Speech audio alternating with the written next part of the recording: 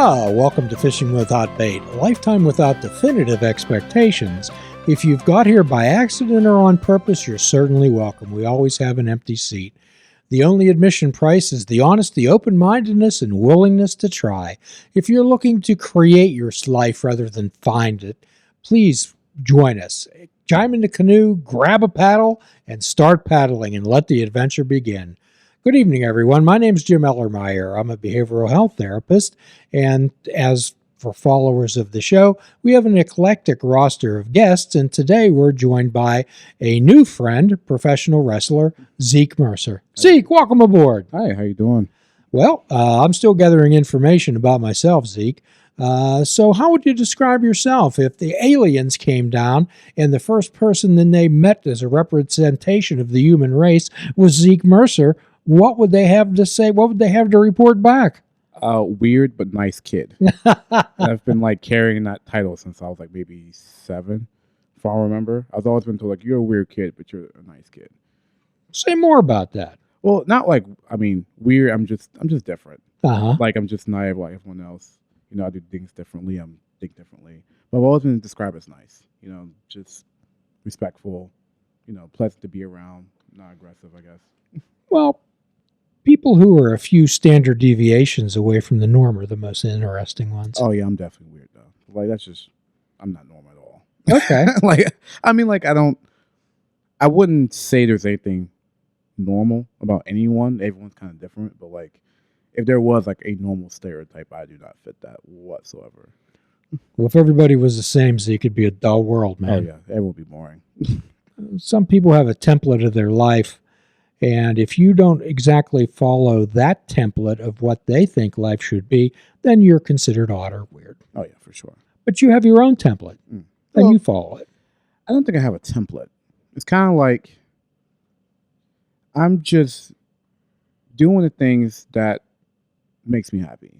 I'm not money driven. I'm not trying to get the biggest house in the block or the fastest car. You can even ask me and my friends. The new car I have out here is already 10 years old. But for me, that's such a new car. I'm I'm driving like it's a Lexus. Don't touch this car. I keep this clean. I'm very basic. There's not much to me in the sense of want. Sounds like you're free form and looking for opportunities without a whole lot of expectations. You take it as it comes. For the most part, yeah. For the most part, I'll say that. Opportunities, but I take opportunities that are not common. That's what plays into the weird. In forms of my wrestling career, I've seen people take, the path of I want to focus on this 100%, take it to the moon. Some people get signed and they're basking money and glory, and some people are still where they are, or some people just didn't make it.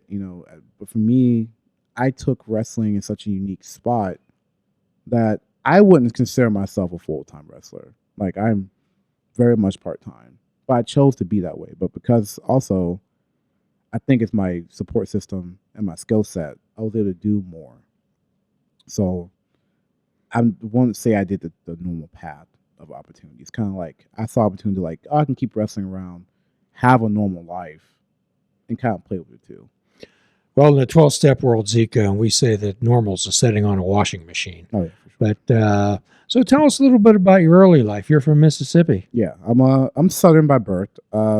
Jumped around East Coast. Fun fact: I've never went farther than Chicago. I guess if you talk about the Mississippi River, I've never been super far west. I've been the East Coast. I lived in states like Florida, which I would never go back to Florida. Even now, back then, it was bad when I was a kid. It's the same place now. I lived in Mississippi, obviously, Louisiana, Michigan. Michigan's one of my favorite states I've ever lived in. One of second now because Pennsylvania's now the best state I currently living because I continue to live here. I haven't left ever. Even though I'm from Mississippi, Pennsylvania is the longest state I've actually lived. I think I'm going on 10, 13 years now. Yeah, got here in 2013. Yeah. I'm a 10-year resident. What was it about Michigan that it attracted you? Honestly, it's just nostalgia. And between years like 2003 and 2005. I think like the summers were nice. You know, global warming hasn't really taken its a hold yet of the state. You know, I wasn't living in Flint. You know, I was living in Traverse City. I was near like the coast, like one of the lakes. So like I was just like having like these abundance of seasons. I was able to like be around people and other cultures that weren't just, you know, to my own. I think that's how I got into mellow music and rock music, because someone was like, you ever heard Sirius XM Octane? I was like, no. And some kid played it, and I was like, this is awesome. Like that's how it happened. Like that. I mean, like that's how I got into BMXing and skateboarding and parkour. Like I was just able. It was like my first real experience, like experiencing the world outside of just like my own culture. Yeah. Especially as a Southerner. Like everyone's like, oh, you mean like African? I was like, no, I mean as a Southerner. Like after a while, Southern culture kind of like blends into each other. Doesn't really matter what demographic. Like we all kind of the same. You know, the North was like something I've never experienced before. And what about Florida didn't resonate with you? I just this well, the area I was living in, I will be honest, like Immokalee / Fort Myers area is not like the best to grow up in.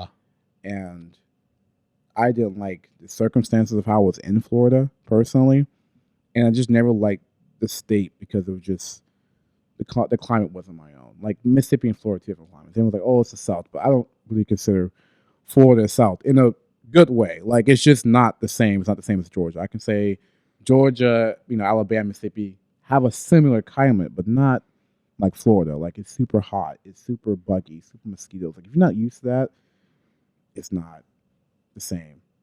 You know, I just didn't like living in Florida at the time. Okay. And despite what's going on now, like all the politics, all the climate change, like it hasn't really gotten better. Like even I've been back recently in 2017. Like I guess that's the most recent I've been back. I was like, I'm glad I left the state. Like it's there's nothing really there for, I guess, like me. I guess. Well, we have to find out what works in life, but it's just important, Zeke, to find out what doesn't work. Mm-hmm. And Florida didn't work for you. Florida did not work for me. So how did you land in Pittsburgh?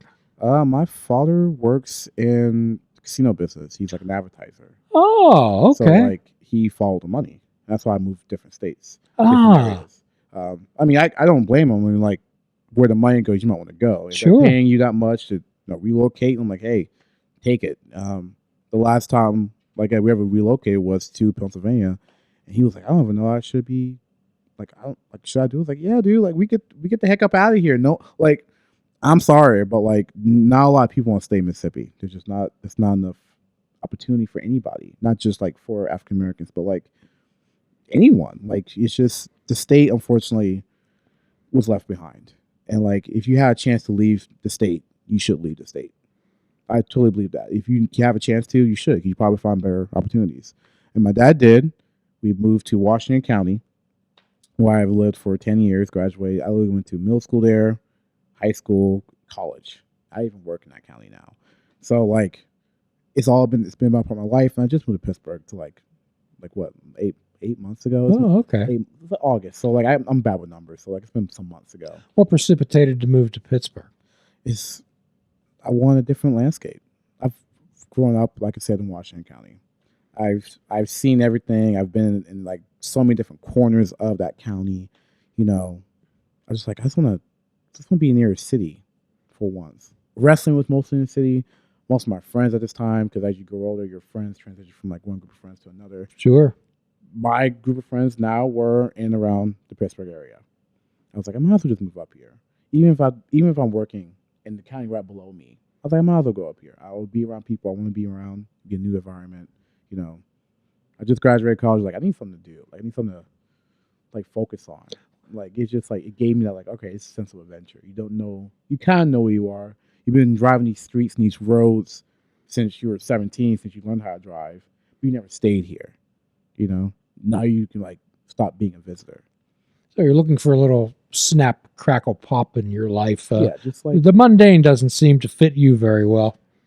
The most mundane I want to be is like I just want to stay at home some days. That's the most. But and I want to have an opportunity to do something that I get to do. Like I've been to so many punk shows since I've been here. I love like metal punk music. Yeah, You don't really have that in Washington County. Not really. You probably could find some punk bar somewhere in some old speakeasy somewhere, probably closer to Waynesburg than actual Washington. But at the same time, like if I go just 20 minutes of the road, that's like maybe 5 punk bars. There's another venue. If I go down the street, I pass Children's and there's Brillo Box. Like, there's so many opportunities. Like, oh, you can find people your age who think like you, who are part of your community. Instead of like, you have to like, in Washington, you have to like find it. Like Facebook groups, meetings. You have to know someone to like know this group of people's going to be here. And like in here, you can just kind of like walk into like a coffee shop and you don't know who's having a meeting. There could be a church like group going on, or these are a bunch of environmentalists meeting for coffee. Like you don't even know who's going to be in a certain part of the city that you're going to run into that's going to start a whole little part for your life. It's kind of cool that way. That certainly is. That's an adventure. Yeah, it's an adventure. I just need more opportunity to be adventurous. So I always tell people that they're not trees, they can move. Oh, yeah. Okay, so most people stay in relationships, jobs, friendships, locations far too long. Mm-hmm. Well, it sounds like you knew when it was time to leave. Yeah, but that took a lot to get there. It wasn't just like, oh, I'm going to pick up one day and just move my flag this way. It took a lot to move up here. I would say I came to wrestling way too young. That's not what people want to say. I think it's kind of insane looking back as a 24-year-old now to be like, wait, I was 17 years old being body slammed by grown men and women, like training. And like you think about other countries, how like Rey Mysterio Dream was like training at like 14, 15, 16. Like, that's kind of insane. Like we're doing like professional stunt work. and like a 16-year-old, like Rey Mysterio Jr. technically could be trusted to deliver some kind of crazy maneuver, but probably not his home, like county, like his home province, wherever, how that country set up with their neighborhoods and everything. Probably wasn't allowed to drive yet or own property, but he was entrusted to do lucha libre. Like that's insane to me. Like people were that young doing that. What attracted you to pro wrestling ranks? Honestly, like I can't even like think. It's just everything. My first introduction to professional wrestling was a video game, so like it was always skewed because video games are fantasy set, like straight out stone. There's no game that's like based in reality. If it was, it wouldn't be a video game. It would be a nature documentary or something. But the premise of pro wrestling is interesting because I love Mortal Kombat growing up. And to me, I always think of things as scaffolds like that, how it relates to one another. And to me, professional wrestling is just a Mortal Kombat story just retold through different brandings and years. It's just like you get the best fighters, you put them in a tournament, you call it a roster, championship, whatever. And that's the story. These teams, these women, these men are going to fight to be the best, no matter what happens. Like some are goofy, and that's the best way to go at it. Some are super serious. Some are aerialists. Some are sadistic. Some are jerks. Some are nice people. It's like this combination of characters, just different people, just interacting with each other. And I find the interactions more interesting than like, I don't know, like the glitz and glamour of it. Like I don't need the music and the stage to be impressed if you're a good wrestler.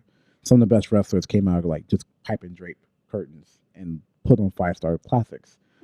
It's interesting. It blended my love for martial arts at the time because where else can I watched UFC, or UFC or whatever mixed martial arts was back then, 2005, 2004, growing up. But like, you'll never see another sport or whatever someone taking a kick to the head and just like, I'm gonna rock it off.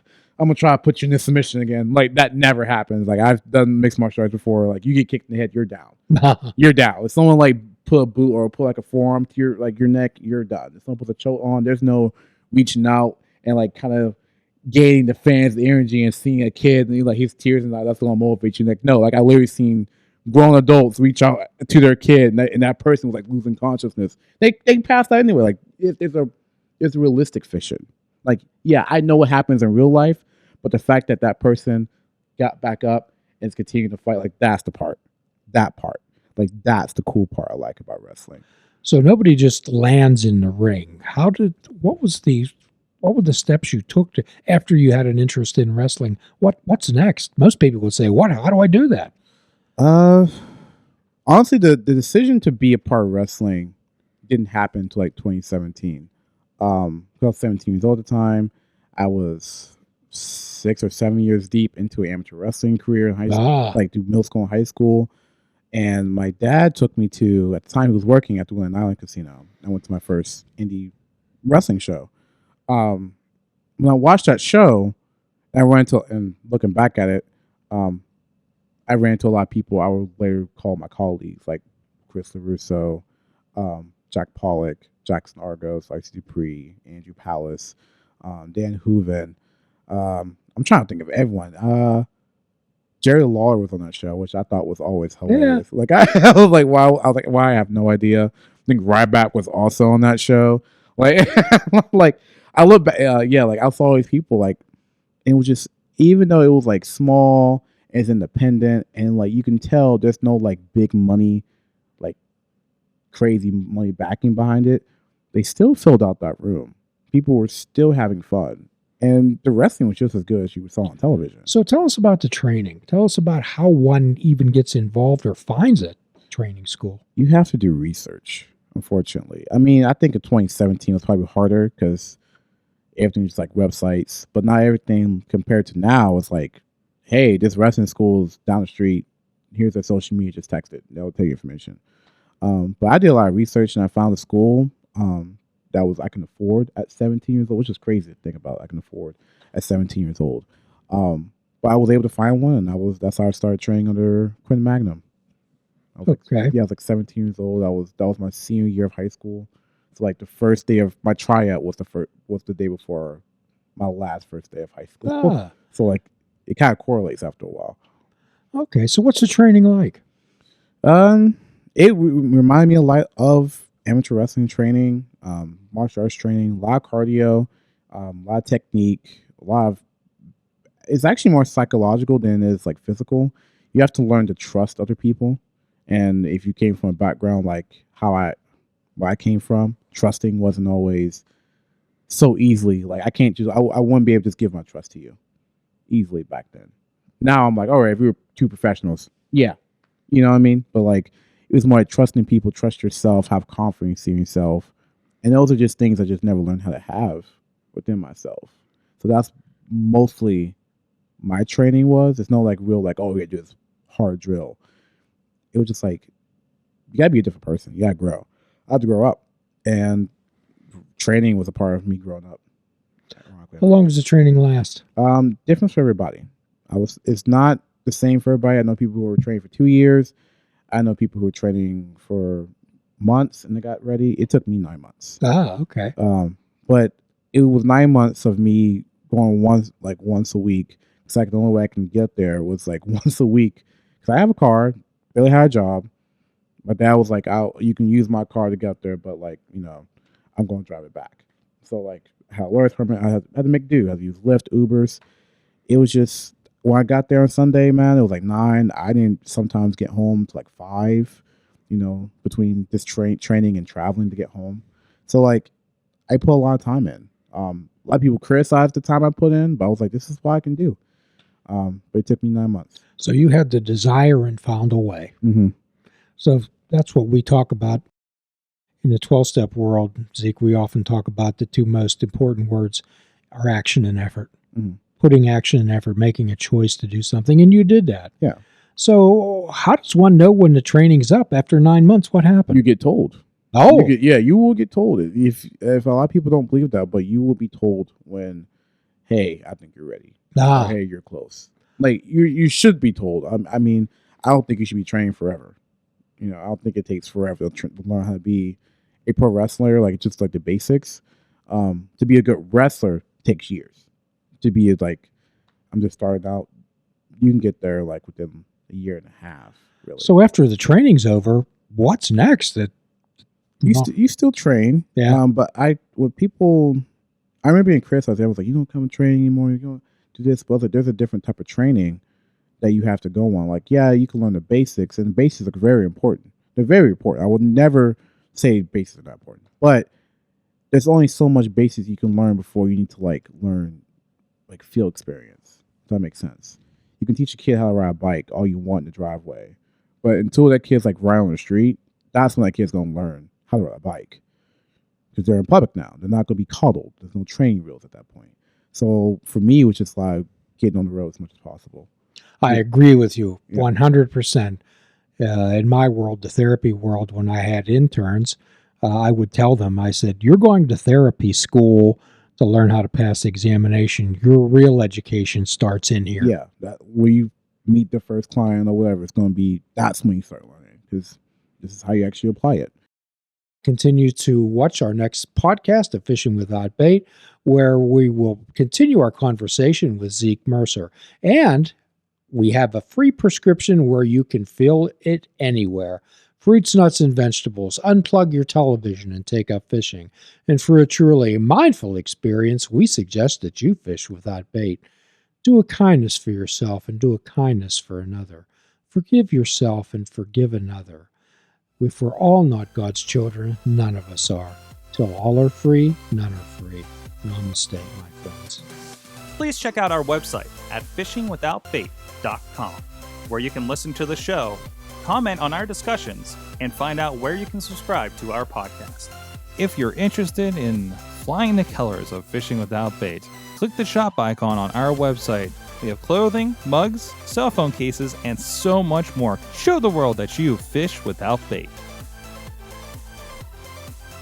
This show is a member of the Sorgatron Media Podcast Network. Find out more at sorgatronmedia.com.